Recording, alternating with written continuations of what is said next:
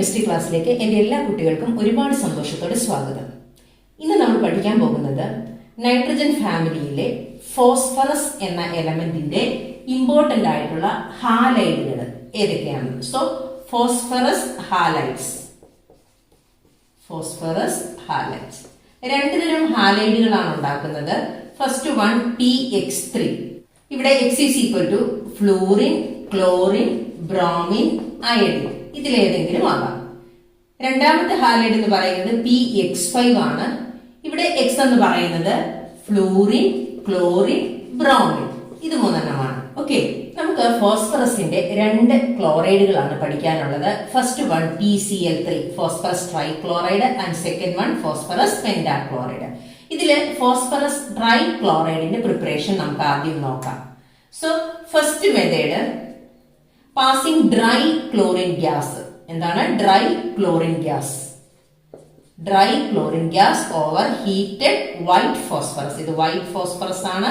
White ഫോസ്ഫറസിൽ കൂടി dry chlorine gas കടത്തിവിടുക. അപ്പൊ കിട്ടും PCl3 മോളിക്യൂൾ കിട്ടും. സെക്കൻഡ് മെത്തേഡ്, ഈ വൈറ്റ് ഫോസ്ഫറസ് തന്നെ തയോണിൽ ക്ലോറൈഡുമായിട്ട് റിയാക്ട് ചെയ്യും. And this molecule is thionyl chloride. React ചെയ്ത് നമുക്ക് എന്ത് കിട്ടും? പ്രോഡക്റ്റ് ആയിട്ട് 4 molecules of PCl3, 8SOCl2 plus 4 molecules of sulfur dioxide plus 2 molecules of S2Cl2, and this compound is disulfur dichloride. ഇനി PCl5 ന്റെ പ്രിപ്പറേഷൻ നോക്കാം. ഫസ്റ്റ് മെത്തേഡ്, ഇവിടെയും white phosphorus തന്നെയാണ് ഉപയോഗിക്കുന്നത്. ഹീറ്റഡ് വൈറ്റ് ഫോസ്ഫറസിൽ കൂടി എക്സസ് ക്ലോറിൻ ഗ്യാസ് കടത്തിവിടുകയാണ് ചെയ്യുന്നത്. സോ ഹിയർ ഡ്രൈ ക്ലോറിൻ ആണ്, അത് എക്സസ് എടുക്കും. എക്സസ് ക്ലോറിൻ ഗ്യാസ് വൈറ്റ് ഫോസ്ഫറസിൽ കൂടി പാസ് ചെയ്യിക്കുമ്പോൾ നമുക്ക് എന്ത് കിട്ടും? 4 molecules of PCl5. So this is the first method of preparation of PCl5, phosphorus pentachloride. Second method എന്ന് പറഞ്ഞു കഴിഞ്ഞാൽ, again white phosphorus on reaction with SO2Cl2, and this molecule is sulfuryl chloride. Sulfuryl chloride, 10 molecules gives 4 molecules of PCl5 plus 10 molecules of sulfur dioxide. Okay, അപ്പൊ ഈ രണ്ട് പ്രിപ്പറേഷനും compare ചെയ്ത് പഠിക്കാൻ എളുപ്പമുണ്ട്. ഇവിടെ ഇത് തയോണിൽ ക്ലോറൈഡ് ആണ്, ഇവിടെ ഇത് SO2Cl2 ആണ്, സൾഫ്യൂറൈൽ ക്ലോറൈഡ് ആണ്. എല്ലായിടത്തെയും ഒരു റിയാക്ടന്റ് എന്താണ്? വൈറ്റ് ഫോസ്ഫറസ് ആണ്. എക്സസ് ക്ലോറിൻ ഗ്യാസ് പാസ് ചെയ്താൽ PCl5, ക്ലോറിൻ ഗ്യാസ് എക്സസ് അല്ല എങ്കിൽ അത് PCl3. ഓക്കെ, അടുത്തത് PCl3യുടെ സ്ട്രക്ചർ ഓഫ് PCl3. അമോണിയയുടെ സ്ട്രക്ചർ തന്നെയാണ് PCl3യുടെയും സ്ട്രക്ചർ. അമോണിയയുടെ സ്ട്രക്ചർ എന്താണ്? പിരമിഡൽ ഷേപ്പ് ആണ്. sp3 ഹൈബ്രിഡൈസേഷൻ ആണ് ഫോസ്ഫറസിന്. 3 PCl ബോണ്ടുകളുമുണ്ട്. നാലാമത്തെ ഹൈബ്രിഡ് ഓർബിറ്റലിൽ ഒരു ലോൺ പെയർ ഓഫ് ഇലക്ട്രോൺസ് ഉണ്ട്. So this phosphorus is sp3 hybridised. So the shape is pyramidal shape ആണ് ഉള്ളത്. അടുത്തത് PCl5ന്റെ structure of PCl5. PCl5 gaseous സ്റ്റേറ്റിലും ലിക്വിഡ് സ്റ്റേറ്റിലും ട്രയഗണൽ ബൈപിരമിഡൽ സ്ട്രക്ചർ ആണ്. വരയ്ക്കുന്നത് ശ്രദ്ധിച്ചോളൂ കേട്ടോ. 3 PCl ബോണ്ട്സ്. ഈ ബോണ്ടുകളെ, ഈ 3 PCl ബോണ്ടുകളെ നമ്മൾ വിളിക്കുന്ന പേരാണ് equatorial bonds. Okay, and the other 2 bonds, one above and one below the plane, these are called axial bonds.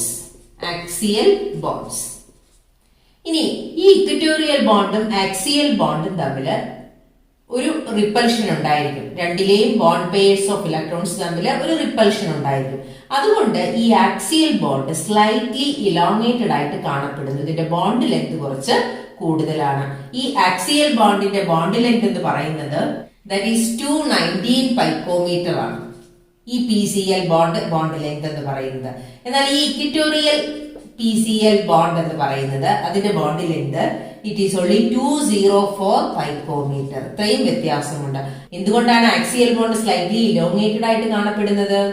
That is due to the repulsion between the bond pairs of axial bond and equatorial bond. അതുകൊണ്ട് തന്നെ നമുക്ക് പറയാം PCl5 molecule എന്ന് പറയുന്നത് highly reactive ആണ്. PCl5 is highly reactive ആയിട്ടുള്ള ഒരു molecule ആണ് PCl5. ഇനി ഇത് ഗേഷ്യസ് സ്റ്റേറ്റിലും ലിക്വിഡ് സ്റ്റേറ്റിലും ട്രയഗണൽ ബൈപിരമിഡൽ സ്ട്രക്ചർ ആണ്. എന്നാൽ സോളിഡ് സ്റ്റേറ്റില് ഇവ എക്സിസ്റ്റ് ചെയ്യുന്നത് ഒരു അയോണിക് സോളിഡ് ആയിട്ടാണ്. In solid state it exist as ionic solid ആയിട്ടാണ് എക്സിസ്റ്റ് ചെയ്യുന്നത്. ഒരു കാറ്റയോണും അതായത് PCl4 പ്ലസ് ഒരു കാറ്റയോണും PCl6 മൈനസ് ഇങ്ങനെ ഒരു ആനിയോണുമായിട്ടാണ് സോളിഡ് സ്റ്റേറ്റില് PCl5 മോളിക്യൂള് എക്സിസ്റ്റ് ചെയ്യുന്നത്. അതിൽ PCl4 പ്ലസിന് ടെട്രാഹീഡ്രൽ ഷേപ്പ് ആണ്. This is tetrahedral shape and this one possesses octahedral shape. Okay, ഇനി PCl3യുടെ properties. PCl3 colourless oily liquid ആണ്. എന്നാൽ PCl5 yellowish white powder with pungent smell. PCl3ക്കും പഞ്ചന്റ് സ്മെല് തന്നെയാണ്, രൂക്ഷഗന്ധമുണ്ട്. ഒന്ന് ലിക്വിഡ് ആണ്, ഒന്ന് വൈറ്റ് പൗഡർ ആണ്. ഇനി രണ്ടും മോയിസ്റ്റ് എയറിൽ ഫ്യൂം ചെയ്യും. അതെന്തുകൊണ്ടാണെന്ന് നോക്കാം. ആ ഒരു റിയാക്ഷൻ രണ്ടിന്റെയും കേസിൽ നമുക്കൊന്ന് നോക്കാം. PCl3 വാട്ടറുമായിട്ട് റിയാക്ട് ചെയ്ത് ഉണ്ടാകുന്നത് H3PO3 ആണ്, phosphorus acid plus 3 molecules of HCl. ഇവിടെ ഈ HCl ആണ് ഇവിടെ ഫ്യൂം ചെയ്യാനായിട്ട് കാരണമാകുന്നത്. ഒരു പുകയുന്ന ഒരു നേച്ചറാണ് അല്ലെ. അപ്പൊ അങ്ങനെ ഫ്യൂംസ് ഉണ്ടാകാനായിട്ട് കാരണം HClന്റെ പ്രസൻസ് ആണ്. മോയിസ്റ്റ് എയർ എന്ന് പറയുമ്പോൾ അവിടെ വാട്ടറിന്റെ പ്രസൻസ് ഉണ്ട് അല്ലെ. PCl5 വാട്ടറുമായിട്ട് റിയാക്ട് ചെയ്ത് ഉണ്ടാകുന്ന കോമ്പൗണ്ട് ഫോസ്ഫറസ് ഓക്സിക്ലോറൈഡ് ആണ്. കൂടാതെ 2 മോളിക്യൂൾ HClലും ഉണ്ടാകും. ഇനി ഈ ഫോസ്ഫറസ് ഓക്സിക്ലോറൈഡ് വീണ്ടും വാട്ടറുമായിട്ട് റിയാക്ട് ചെയ്ത് ഫോസ്ഫോറിക് ആസിഡ് ആയിട്ട് മാറും, പ്ലസ് 3 മോളിക്യൂൾസ് ഓഫ് HCl. അപ്പൊ ഇവിടെയും എന്തുണ്ടാകുന്നുണ്ട്? HCl ഉണ്ടാകുന്നു. So due to the presence of this HCl it fumes in moist air. അവിടെ HCl ഉണ്ടാകുന്നതുകൊണ്ടാണ് മോയിസ്റ്റ് എയറിൽ ഫ്യൂം ചെയ്യുന്നതായിട്ട് കാണപ്പെടുന്നത്. Okay, next is chemical properties of PCl3. PCl3യുടെ കെമിക്കൽ പ്രോപ്പർട്ടീസ് എന്തൊക്കെയാണെന്ന് നോക്കാം. അതിൽ ഓൾറെഡി ഒരു കെമിക്കൽ പ്രോപ്പർട്ടി നമ്മൾ പറഞ്ഞു കഴിഞ്ഞു. ഏതാണ്? Action with water. രണ്ടാമത്തത് ഓർഗാനിക് കോമ്പൗണ്ട്സുമായിട്ട് ഇത് റിയാക്ട് ചെയ്യുന്നു. OH ഗ്രൂപ്പുള്ള organic compounds. For example it react with acetic acid. ഇതിനകത്ത് OH ഗ്രൂപ്പ് ഉണ്ടല്ലോ. React with acetic acid to form acid chloride. ആ OH ഗ്രൂപ്പിനെ മാറി ആര് വരുന്നു? ഹാലൈഡുകൾ വരുന്നു, അല്ലെങ്കിൽ ക്ലോറിൻ വരുന്നു. Plus H3PO3 and this is hypophosphorous acid. ഇനി അതുപോലെ തന്നെ എത്തനോളുമായിട്ട് റിയാക്ട് ചെയ്ത് ഇവിടെയും OH ഗ്രൂപ്പ് ഉണ്ട്. അപ്പൊ OH ഗ്രൂപ്പുള്ള ഓർഗാനിക് കോമ്പൗണ്ടുമായി PCl3 കമ്പൈൻ ചെയ്ത് ആ OH ഗ്രൂപ്പ് മാറി അവിടെ ആര് വരുന്നു? ഹാലജൻ ഗ്രൂപ്പ്, അതായത് ക്ലോറിൻ ഗ്രൂപ്പ് വരുന്നു. ഇവിടെ ഈഥൈൽ ക്ലോറൈഡ് ആണ് മോളിക്യൂള് കിട്ടുന്നത്. So ethyl chloride plus H3PO3. എന്നാൽ PCl5 ഈ മോളിക്യൂൾസുമായിട്ട് എങ്ങനെയാണ് റിയാക്ട് ചെയ്യുന്നത് നോക്കാം. PCl5 അസറ്റിക് ആസിഡുമായിട്ട് റിയാക്ട് ചെയ്ത് ഇവിടെയും OH ഗ്രൂപ്പ് ആണുള്ളത്. Plus PCl5 gives CH3COCl. ആരെ റീപ്ലേസ് ചെയ്യുന്നു? OH നെ മാറ്റി ക്ലോറിൻ വരുന്നു. Plus POCl3 plus HCl. This is phosphorus oxychloride. നമ്മൾ ആദ്യം കണ്ടതാണ് അല്ലെ. അതുപോലെ എത്തനോളുമായിട്ട് റിയാക്ട് ചെയ്ത് C2H5OH plus PCl5 gives C2H5Cl. അവിടെയും OH മാറി ആര് വരുന്നു? ക്ലോറിൻ വരുന്നു. Plus POCl3 plus HCl. Okay, ഇവിടെയും പ്രോഡക്റ്റുകൾ രണ്ടും കമ്പയർ ചെയ്ത് പഠിക്കുകയാണെങ്കിൽ എളുപ്പമുണ്ട്. രണ്ടിന്റെയും പ്രോഡക്റ്റുകൾ സെയിം ആണ്. OH ഗ്രൂപ്പിനെ ക്ലോറിൻ ഗ്രൂപ്പ് റീപ്ലേസ് ചെയ്യാണ് ചെയ്യുന്നത്. ഓക്കെ, ഇവിടെ ആകെയുള്ള വ്യത്യാസം എന്ന് പറയുന്നത് ബൈ പ്രോഡക്റ്റിലുള്ള വ്യത്യാസമാണ്. ഇവിടെ H3PO3 ആണ്, ഇവിടെ അത് ഫോസ്ഫറസ് ഓക്സിക്ലോറൈഡും HClലുമാണ്. ഓക്കെ, ഇനി PCl5 രണ്ട് കെമിക്കൽ പ്രോപ്പർട്ടി കൂടി ഉണ്ട്. അതിലെ ഒന്നാമത്തത് റിയാക്ഷൻ വിത്ത് മെറ്റൽസ് ആണ്. Reaction with metals. Metals like silver, tin മുതലായവയുമൊക്കെ ആയിട്ട് PCl5 റിയാക്ട് ചെയ്യും. റിയാക്ട് ചെയ്ത് ഇവിടെ സിൽവർ ക്ലോറൈഡ് ആണ് ഉണ്ടാകുന്നത്. 2Ag plus PCl5 2AgCl plus PCl3. Okay, അതുപോലെ ടിൻ PCl5 റിയാക്ട് ചെയ്ത് ടിന്നിന്റെ ക്ലോറൈഡ് ഉണ്ടാകുന്നു and phosphorus trichloride. So this is the reaction with metals. ഇനി PCl5 സ്റ്റെബിലിറ്റിയെ കുറിച്ച് പറയുകയാണെങ്കിൽ PCl5 ഹൈലി റിയാക്റ്റീവ് ആണെന്ന് നമ്മൾ കണ്ടു അതിന്റെ സ്ട്രക്ചർ വെച്ചിട്ട് തന്നെ അല്ലേ. So it is less stable than PCl3. ആരേക്കാൾ സ്റ്റെബിലിറ്റി കുറവാണ്? PCl3യേക്കാൾ സ്റ്റെബിലിറ്റി കുറവാണ്. മാത്രമല്ല PCl5 സബ്ലൈം ചെയ്യും എന്ന് പറഞ്ഞാൽ എന്താവുക? സോളിഡ് സ്റ്റേറ്റിൽ നിന്ന് ഏത് സ്റ്റേറ്റിലേക്ക് പോകും? ഗേഷ്യസ് സ്റ്റേറ്റിലേക്ക് പോകും. അതിന് അങ്ങനെ ഒരു പ്രോപ്പർട്ടി ആർക്കുണ്ട്? PCl5 ഉണ്ട്. ഇനി വളരെ സ്ട്രോങ് ആയിട്ട് ഈ PCl5 ഹീറ്റ് ചെയ്യുകയാണെങ്കിൽ, on strong heating, triangle sign ഇട്ടിരിക്കുന്നത് സ്ട്രോങ് ഹീറ്റിംഗ് ആണ്. PCl5 ഹീറ്റ് ചെയ്യുകയാണെങ്കിൽ അത് PCl3 ആയിട്ട് ഡീകമ്പോസ് ചെയ്യും. PCl3യും ക്ലോറിനുമായിട്ട് ഡീകമ്പോസ് ചെയ്യും. So these are the important properties of PCl5 and PCl3. Okay. അടുത്ത നമ്മൾ പഠിക്കാൻ പോകുന്നത് oxo acids of phosphorus. Oxygen ഉള്ള ആസിഡുകളെയാണ് നമ്മൾ എന്തെന്ന് വിളിക്കുന്നത്? ഓക്സോ ആസിഡ്സ് എന്ന് വിളിക്കുന്നത്. അതിനകത്ത് അറ്റ്ലീസ്റ്റ് ഒരു ഓക്സിജൻ ഹൈഡ്രജൻ ബോണ്ട് ഉണ്ടായിരിക്കണം. ഓക്കെ, ഇനി ഫോസ്ഫറസിന്റെ പ്രധാനപ്പെട്ട 7 ഓക്സോ ആസിഡുകളാണിത്. ഓരോന്നിന്റെയും പേരും ഓരോ ഓക്സോ ആസിഡിലും ഫോസ്ഫറസിന്റെ ഓക്സിഡേഷൻ സ്റ്റേറ്റുമാണ് കാണിച്ചിരിക്കുന്നത്. First one H3PO2, hypo phosphorus acid അല്ലെങ്കിൽ ഫോസ്ഫീനിക് ആസിഡ്. അവിടെ ഫോസ്ഫറസിന്റെ ഓക്സിഡേഷൻ സ്റ്റേറ്റ് +1 ആണ്. Second one H3PO3, orthophosphorous acid or phosphonic acid, oxidation state +3. In H4P2O5, it is pyrophosphorus acid, oxidation state is +3. In H4P2O6, the oxidation state is +4 and the name is hypophosphoric acid. And H3PO4 is orthophosphoric acid. നമ്മൾ സ്ഥിരം use ചെയ്യുന്ന അല്ലെങ്കിൽ സ്ഥിരം കാണുന്ന ഒരു ആസിഡാണ്. അതിനെ നമ്മൾ വെറുതെ ഫോസ്ഫോറിക് ആസിഡ് എന്ന് പറയാറുണ്ട്. അവിടെ ഫോസ്ഫറസിന്റെ ഓക്സിഡേഷൻ സ്റ്റേറ്റ് +5 ആണ്. ആൻഡ് H4P2O7 അത് പൈറോഫോസ്ഫോറിക് ആസിഡ് ആണ്. അവിടെ ഫോസ്ഫറസിന്റെ ഓക്സിഡേഷൻ സ്റ്റേറ്റ് +5 ആണ്. ഇനി HPO3 n ടൈംസ് അത് മെറ്റാഫോസ്ഫോറിക് ആസിഡ് ആണ്. അവിടെ ഓക്സിഡേഷൻ സ്റ്റേറ്റ് ഫോസ്ഫറസിന്റെ +5 ആണ്. ഇനി അതിനകത്ത് 4 എണ്ണത്തിന്റെ സ്ട്രക്ചർ ആണ് ഞാൻ വരച്ചിരിക്കുന്നത്. ഈ സ്ട്രക്ചർ വരച്ചിരിക്കുമ്പോൾ ഇതിൽ നിന്ന് നമുക്ക് മനസ്സിലാക്കാൻ പറ്റുന്ന ഒരു കാര്യമുണ്ട്. Each phosphorus atom is tetrahedrally surrounded by other atoms. ഒരു ടെട്രാഹീഡ്രൽ ഷേപ്പ് ആണ് അല്ലെ. അപ്പൊ ഓരോ ഫോസ്ഫറസിന്റെ ചുറ്റും എത്ര ആറ്റംസ് ഉണ്ട്? 4 ആറ്റംസ് ഉണ്ട് അല്ലെങ്കിൽ ഗ്രൂപ്പ് ഓഫ് ആറ്റംസ് ഉണ്ട്. ഇനി എല്ലാ ഓക്സോ ആസിഡിലും it contain at least 1 P double bond O bond കാണും. കൂടാതെ ഒരു POH ബോണ്ടും കാണും.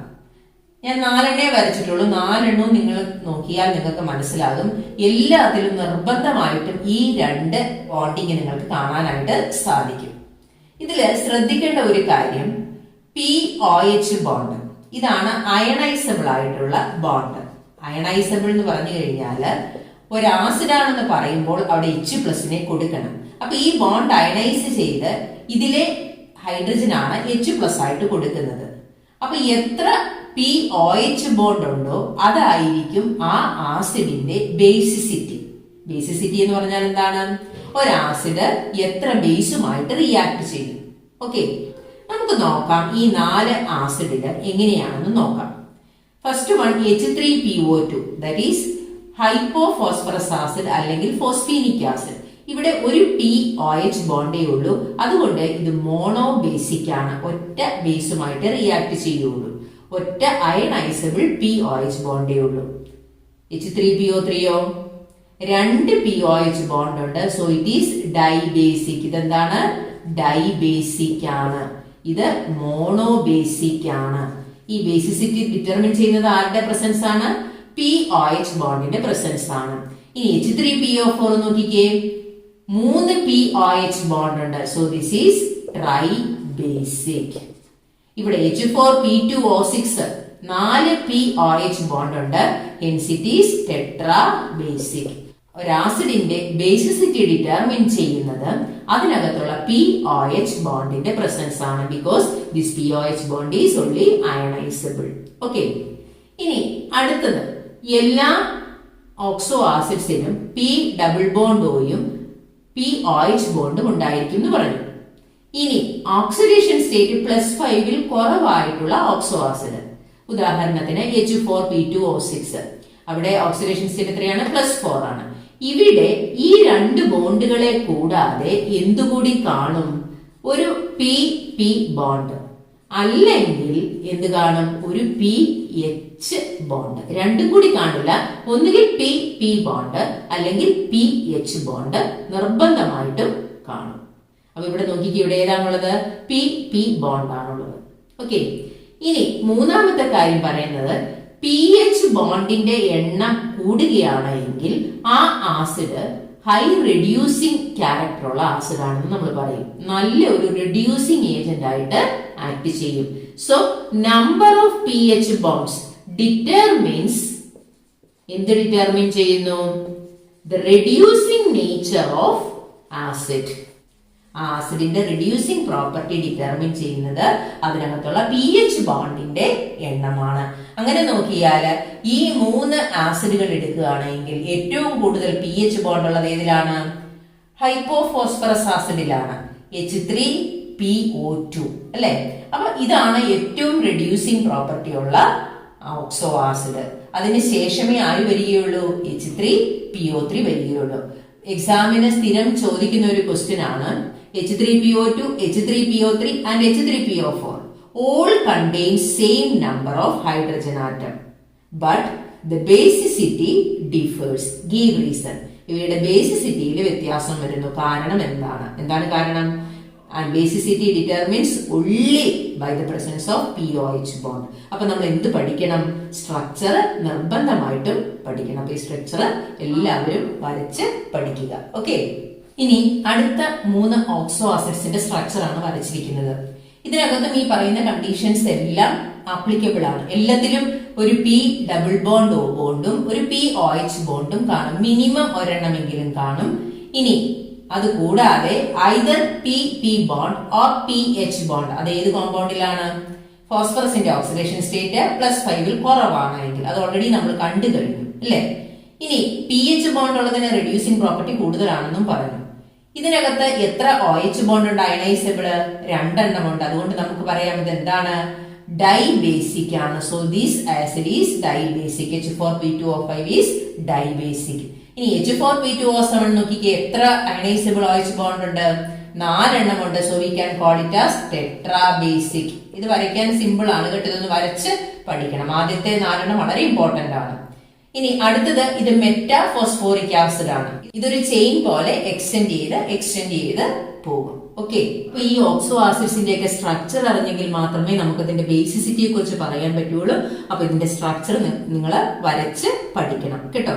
ഓക്കെ, അതുപോലെ PH ബോണ്ടിന്റെ എണ്ണം അറിയണമെങ്കിലും നമുക്ക് സ്ട്രക്ചർ അറിഞ്ഞാലേ സാധിക്കുകയുള്ളൂ. ഓക്കെ, ഇനി ഇവിടെ ഒന്ന് ശ്രദ്ധിച്ചേ, ഈ പേരുകളൊക്കെ ഓർത്തിരിക്കാൻ എളുപ്പമുള്ള ഒരു ട്രിക്കാണിത്. ഇവിടെ നമുക്ക് ഫോസ്ഫോറിക് ആസിഡും ഫോസ്ഫറസ് ആസിഡുമാണ് എടുത്തിരിക്കുന്നത്. ഇതിനു മുമ്പ് കുറെ പ്രിഫിക്സ് ചേർത്തിട്ടുണ്ട്, പൈറോ, ഹൈപ്പോ, മെറ്റ. അത് എപ്പോഴാണ് വരുന്നതെന്നൊന്ന് ഓർത്തിരുന്നു കഴിഞ്ഞാൽ ഈസി ആയിട്ട് നമുക്കിത് മെമ്മറൈസ് ചെയ്യാം. നോക്കിക്കേ, ഫോസ്ഫോറിക് ആസിഡിൽ നിന്ന് ഒരു മോളിക്യൂൾ വാട്ടർ എലിമിനേറ്റ് ചെയ്ത് കഴിയുമ്പോൾ നമുക്ക് മെറ്റാഫോസ്ഫോറിക് ആസിഡ് കിട്ടും. ഇതാണ് പേരന്റ് ആസിഡ്. അതിൽ നിന്ന് ഒരു വാട്ടർ മോളിക്യൂൾ എലിമിനേറ്റ് ചെയ്തപ്പോൾ HPO3 കിട്ടി. ഇവിടെ നിന്ന് ഒരെണ്ണം എലിമിനേറ്റ് ചെയ്തു. ഇനി 2 ഫോസ്ഫോറിക് ആസിഡ് മോളിക്യൂൾ എടുത്ത് അതിൽ നിന്ന് ഒരു വാട്ടർ മോളിക്യൂൾ എലിമിനേറ്റ് ചെയ്യുമ്പോൾ നമുക്ക് എന്ത് കിട്ടും? പൈറോ ഫോസ്ഫോറിക് ആസിഡ് കിട്ടും. ശരിയല്ലേ? Pyro phosphoric acid. ഇനി പൈറോ ഫോസ്ഫോറിക് ആസിഡിൽ നിന്ന് ഒരു ഓക്സിജൻ മാറ്റി കഴിയുമ്പോൾ നമുക്ക് എന്ത് കിട്ടും? ഹൈപ്പോ ഫോസ്ഫോറിക് ആസിഡ് കിട്ടും. അതായത് പേരന്റ് ആസിഡിനേക്കാൾ ഒരു ഓക്സിജൻ കുറവാണ് ഏതില്? Hypo phosphoric ആസിഡില്. ഇനി ഫോസ്ഫറസ് ആസിഡിന്റെ കേസ് എടുത്ത് നോക്കിക്കേ. ഇവിടെയും ഹൈപ്പോ ഫോസ്ഫറസ് ആസിഡുമുണ്ട്, പൈറോ ഫോസ്ഫറസ് ആസിഡുമുണ്ട്. അപ്പൊ ഫോസ്ഫറസ് ആസിഡ് H3PO3 ആണ്. അതിൽ നിന്ന് ഒരു ഓക്സിജൻ കുറവുള്ളതാണ് എന്ത്? Hypo phosphorus acid. ശരിയല്ലേ? H3PO2 കണ്ടോ? ഇനി 2 H3PO3 മോളിക്യൂൾ എടുത്ത് അതിൽ നിന്ന് ഒരു വാട്ടർ മോളിക്യൂള് എലിമിനേറ്റ് ചെയ്താൽ, ഇതിന്റെ ഒരു അൺഹൈഡ്രേറ്റ് വാട്ടർ ആണ് എലിമിനേറ്റ് ചെയ്യുന്നത്, അപ്പൊ നമുക്ക് എന്ത് കിട്ടും? പൈറോ ഫോസ്ഫറസ് ആസിഡ് കിട്ടും. അപ്പൊ എത്ര ആസിഡ് കിട്ടിയെന്ന് നോക്കിയേ. Hypo phosphorus acid, phosphorous acid, pyro phosphorus acid. Then phosphoric acid, meta phosphoric acid, pyro phosphoric acid and hypo phosphoric acid. ഓർത്തിരിക്കാൻ എളുപ്പത്തിനാണ് 7 ഓക്സോ ആസിഡുകൾ സിമ്പിൾ ആയിട്ട് ഓർത്തിരിക്കാം. ഓക്കെ, ഇനി വളരെ ഷോർട്ട് ആയിട്ട് ഓരോ ഓക്സോ ആസിഡ്സിന്റെയും പ്രിപ്പറേഷൻ നമുക്ക് പഠിക്കാനുണ്ട്. ഒത്തിരി ഡീറ്റെയിൽഡ് ആയിട്ടുള്ള ഇക്വേഷൻസ് ഒന്നും നമുക്ക് പഠിക്കാനില്ല, വളരെ ഷോർട്ട് ആയിട്ടുള്ള ഇക്വേഷൻസ് മാത്രമേ ഉള്ളൂ. First one, H3PO2 preparation. Heating white phosphorus with alkali. എന്ത് ചെയ്താൽ മതി? വൈറ്റ് ഫോസ്ഫറസിനെ ആൽക്കലിയുമായിട്ട് ട്രീറ്റ് ചെയ്യുമ്പോൾ നമുക്ക് എന്ത് കിട്ടും? ഹൈപ്പോ ഫോസ്ഫറസ് ആസിഡ് കിട്ടും. സെക്കൻഡ് വൺ, H3PO3 നമുക്ക് കിട്ടണമെങ്കിൽ PCl3, ഇത് നമ്മൾ പഠിച്ച ഒരു റിയാക്ഷൻ തന്നെയാണ്. PCl3 വാട്ടറുമായിട്ട് ഉള്ള റിയാക്ഷൻ ഇല്ലേ, വാട്ടറുമായിട്ട് റിയാക്ട് ചെയ്യുമ്പോൾ ഓർത്തോ ഫോസ്ഫറസ് ആസിഡും HCl കിട്ടും. ഓക്കെ, ഇനി H4P2O5 പൈറോ ഫോസ്ഫറസ് ആസിഡ്, അത് കിട്ടണമെങ്കിൽ വീണ്ടും നമുക്ക് ഈ PCl3 തന്നെ 2 മോളിക്യൂൾസ് ഓഫ് H3PO3യുമായിട്ട് റിയാക്ട് ചെയ്യുമ്പോൾ H4P2O5 plus POCl3 phosphorus oxychloride. ഇതാണ് എല്ലാത്തിന്റെയും ഒരു മെത്തേഡ് ഓഫ് പ്രിപ്പറേഷൻ ആണ് നമുക്ക് പഠിക്കാനുള്ളത്. ഇനി fourth one, hypo phosphoric acid. Red phosphorus ആൽക്കലിയുമായിട്ട് ട്രീറ്റ് ചെയ്യുമ്പോൾ നമുക്ക് എന്ത് കിട്ടും? H4P2O6 കിട്ടും. ഓക്കെ, ഇനി അടുത്തത് H3PO4 പ്രിപ്പറേഷൻ ആണ്. ഇത് നമ്മൾ പഠിച്ചു കഴിഞ്ഞതാണ്. Phosphorus pentoxide P4O10 react with water to form. Heat ചെയ്യണം കേട്ടോ. ഹീറ്റ് ചെയ്യുമ്പോഴാണ് നമുക്ക് ഫോസ്ഫോറിക് ആസിഡ് കിട്ടുന്നത്. ഇത് ഓർത്തോ ഫോസ്ഫോറിക് ആസിഡ് എന്നാണ് പേരെങ്കിലും ഫോസ്ഫോറിക് ആസിഡ് എന്ന പേരിലും ഇത് അറിയപ്പെടുന്നുണ്ട് കേട്ടോ. ഓർത്തോ ചേർക്കാതെ നമ്മൾ പറയാറുണ്ട്. ഓക്കെ, ഇനി ആറാമത്തെ പൈറോ ഫോസ്ഫോറിക് ആസിഡിന്റെ പ്രിപ്പറേഷൻ. 2 മോളിക്യൂള് ഫോസ്ഫോറിക് ആസിഡ് 523 കെൽവിനില് ഹീറ്റ് ചെയ്യുമ്പോൾ ഇതിൽ നിന്ന് ഒരു മോളിക്യൂൾ വാട്ടർ എലിമിനേറ്റ് ചെയ്ത് എന്തുണ്ടാകുന്നു? H4P2O7 ഉണ്ടാകുന്നു. അതായത് ഫോസ്ഫോറിക് ആസിഡിന്റെ ഒരു അൺഹൈഡ്രേറ്റ് ആണ് എന്ത്? H4P2O7 എന്ന് പറയുന്നത്. അൺഹൈഡ്രേറ്റ് എന്ന് പറഞ്ഞാൽ എന്താണ്? ഒരു വാട്ടർ മോളിക്യൂൾ ഇവിടെ നിന്ന് മാറിപ്പോകും. ഓക്കെ, എന്നിട്ട് നമുക്ക് കിട്ടുന്നതാണ് പൈറോ ഫോസ്ഫോറിക് ആസിഡ്. നമ്മൾ കുറച്ച് മുന്നേ കണ്ടില്ലേ. ഇനി ഏഴാമത്തത് meta phosphoric acid. Phosphorous acid അതായത് H3PO3 ബ്രോമിനുമായിട്ട് ഹീറ്റ് ചെയ്യുക. ഒരു സീൽഡ് ട്യൂബില് ഫോസ്ഫറസ് ആസിഡ് ബ്രോമിനുമായിട്ട് ട്രീറ്റ് ചെയ്യുമ്പോൾ നമുക്ക് എന്ത് കിട്ടും? മെറ്റാ ഫോസ്ഫോറിക് ആസിഡ് കിട്ടും. സോ ഇത്രയും മെത്തേഡ്സ് ഓഫ് പ്രിപ്പറേഷൻ ആണ് നമുക്ക് പഠിക്കാനുള്ളത്. ഓക്കെ, ഇനി നമ്മൾ കണ്ടു pH ബോണ്ടിന്റെ പ്രസൻസ് ആണ് അതിന് റിഡ്യൂസിംഗ് പ്രോപ്പർട്ടി കൊടുക്കുന്നതെന്ന് കണ്ടു. ഓക്സോ ആസിഡിന് റിഡ്യൂസിംഗ് പ്രോപ്പർട്ടി കൊടുക്കുന്നത് pH ബോണ്ടിന്റെ പ്രസൻസ് ആണെന്ന് കണ്ടു. അങ്ങനെയാണെങ്കിൽ ഏറ്റവും കൂടുതൽ pH ബോണ്ട് ഉള്ളത് ഹൈപ്പോ ഫോസ്ഫറസ് ആസിഡിലാണ്. ആ ഹൈപ്പോ ഫോസ്ഫറസ് ആസിഡ് സിൽവർ നൈട്രേറ്റിനെ റെഡ്യൂസ് ചെയ്യുന്നു. It reduces silver nitrate. Reaction ഇതാണ്. ഇവിടെ H3PO2 സിൽവർ നൈട്രേറ്റിനെ റെഡ്യൂസ് ചെയ്ത് 4 മോളിക്യൂൾസ് ഓഫ് സിൽവർ ആയിട്ട് മാറുന്നു. നോക്കിക്കേ, Ag പ്ലസിൽ നിന്ന് 0 ഓക്സിഡേഷൻ സ്റ്റേറ്റിലേക്കാണ് വന്നത് അല്ലെ. അപ്പൊ ഇവിടെ റെഡ്യൂസ് ചെയ്യാണ് ചെയ്തത്. Plus 4 molecules of HNO3 plus H3PO4. Okay, ഇത് ഇമ്പോർട്ടന്റ് ആണ് കേട്ടോ, കാരണം pH ബോണ്ടിന്റെ പ്രസൻസ് റെഡ്യൂസിംഗ് പ്രോപ്പർട്ടിക്ക് കാരണമാകുന്നു എന്നുള്ളതിന് ഒരു എക്സാമ്പിൾ ആണിത്. അതുപോലെ ഓക്സോ ആസിഡ്സിന് ഡിസ്പ്രൊപ്പോർഷനേഷൻ നടക്കുന്നു. ഡിസ്പ്രൊപ്പോർഷനേഷൻ ഒരു എലമെന്റ് തന്നെ ഓക്സിഡൈസ് ചെയ്യുകയും റിഡ്യൂസ് ചെയ്യുകയും ചെയ്യുന്നു. For example phosphorus acid H3PO3 ഇതിനെ ഹീറ്റ് ചെയ്ത് കഴിയുമ്പോൾ ഈ ഓക്സോ ആസിഡ് H3PO4ഉം PH3യുമായിട്ട് മാറും. ഇവിടെ ഓക്സിഡേഷൻ സ്റ്റേറ്റ് എന്ന് പറയുന്നത് ഫോസ്ഫറസിന്റെ +3, ഇവിടെ അത് +5, ദെൻ ഇവിടെ -3. സോ ഫോസ്ഫറസ് ആസിഡിനെ 4 മോളിക്യൂൾസ് 3H3PO4. സോ ഫോസ്ഫറസ് ആസിഡിനെ ഹീറ്റ് ചെയ്ത് കഴിയുമ്പോൾ അത് ഫോസ്ഫോറിക് ആസിഡും ഫോസ്ഫീനുമായിട്ട് മാറുന്നു. ഇവിടെ ഫോസ്ഫറസിന്റെ ഓക്സിഡേഷൻ സ്റ്റേറ്റ് +3യിൽ നിന്ന് +5ലേക്കും അതുപോലെ -3ലേക്കും മാറുന്നു. ഓക്സിഡേഷനും റിഡക്ഷനും നടക്കുന്നു. ഓക്കെ, ഇത് ഫോസ്ഫറസ് ആസിഡിനെ ഹീറ്റ് ചെയ്യുമ്പോഴാണ് കേട്ടോ. ഇനി ഈ ഭാഗത്ത് നിന്ന് പരീക്ഷയ്ക്ക് ചോദിച്ചിട്ടുള്ള ചോദ്യങ്ങൾ. Give reason PCl3 fumes in moist air. Second one PCl5 is highly reactive. അതിന്റെ രണ്ടിന്റെയും റീസൺ ഇക്വേഷൻസ് ഉണ്ടെങ്കിൽ ഇക്വേഷൻ സഹിതം എഴുതുക. PCl5 റിയാക്റ്റീവ് ആകാനുള്ള റീസൺ അതിന്റെ സ്ട്രക്ചർ വരച്ച് എക്സ്പ്ലെയിൻ ചെയ്യുക. Okay, now what happens when PCl5 is heated. Third one give A method of preparation of PCl3 and PCl5. രണ്ടിന്റെയും ഓരോ മെത്തേഡ് ഓഫ് പ്രിപ്പറേഷൻ എഴുതുക. Fourth one even though H3PO2, H3PO3 and H3PO4 contains the same number of hydrogen atoms, their basicity differs. Give reason. Important ആണ്. എന്താണെന്ന് structure വരച്ച് നമ്മളൊക്കെ explain ചെയ്യണം കേട്ടോ. അപ്പൊ ഈ OH ബോണ്ടിന്റെ പ്രസൻസ് ആണ് അതിന് കാരണം. ഓക്കെ, POH ബോണ്ട് എണ്ണം കൂടുന്നതിനനുസരിച്ച് ബേസിസിറ്റിയും കൂടും. Because that is the ionizable bond. Now fifth question, how do you account for the reducing behavior of H3PO2? Reducing നേച്ചറിന്റെ കാരണം ആരുടെ പ്രസൻസ് ആണ്? PH ബോണ്ടിന്റെ പ്രസൻസ് ആണ്. ഓക്കെ, അപ്പൊ ഇന്ന് ഡിസ്കസ് ചെയ്ത ടോപ്പിക്സ് നന്നായിട്ട് പഠിക്കുക. അപ്പൊ നമുക്ക് അടുത്ത ക്ലാസ്സിൽ കാണാം. Thank you for watching.